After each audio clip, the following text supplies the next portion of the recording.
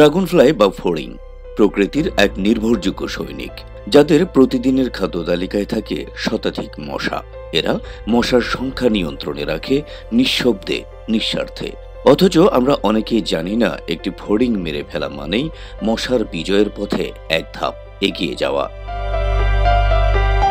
প্রকৃতির ভারসাম্য রক্ষায় অসংখ্য প্রাণী নীরবে কাজ করে যাচ্ছে। এটি শুধু পরিবেশ রক্ষায় ভূমিকা রাখে না, বরং মানুষের জীবনযাত্রার সঙ্গেও সম্পর্কিত।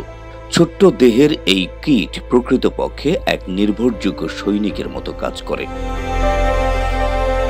ফড়িং হলো এক দক্ষ শিকারী। এর চোখ অত্যন্ত তীক্ষ্ণ এবং দৃষ্টিসীমা প্রায় ৩৬০ ডিগ্রি জুড়ে বিস্তৃত, ফলে এটি সহজেই শিকার নির্ণয় করতে পারে। মূলত মশা, মাছি ও ক্ষতিকর ছোট পোকামাকড় এদের প্রধান খাদ্য। একটি পূর্ণবয়স্ক ফড়িং দিনে শত শত মশা খেয়ে ফেলে। এর মাধ্যমে এটি ম্যালেরিয়া, ডেঙ্গু বা চিকুনগুনিয়ার মতো রোগবাহক মশার সংখ্যা হ্রাস করে। তাই বলা যায়, মানুষের সুস্থতা রক্ষায় ফড়িং এক অদৃশ্য রক্ষক। পরিবেশগত ভারসাম্য রক্ষায় ফড়িংয়ের অবদান অপরিসীম।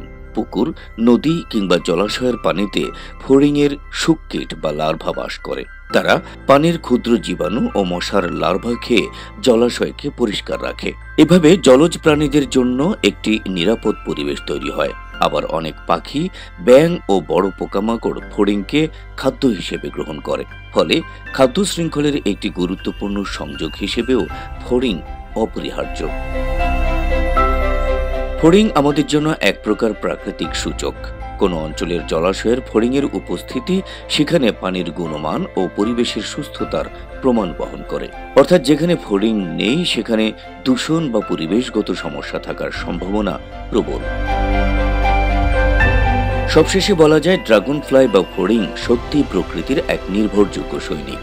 মানুষের স্বাস্থ্য রক্ষা, মশার উপদ্রব নিয়ন্ত্রণ, জলাশয়ের পরিচ্ছন্নতা এবং পরিবেশের ভারসাম্য সব ক্ষেত্রেই এর ভূমিকা অপরিসীম।